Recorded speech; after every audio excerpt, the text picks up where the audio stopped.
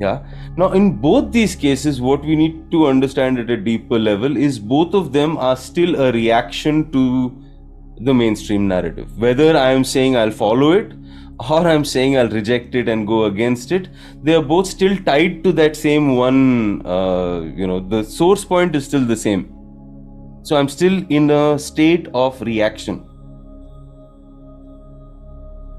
Yeah. And in both these states, that feeling of contentment, satisfaction, whether I do follow, then I end up feeling miserable because I've spent my whole life following the rules and not gotten any rewards. Then I want people, somebody come respect me because I did all this. I gave up my life for all of the rules that were given to me.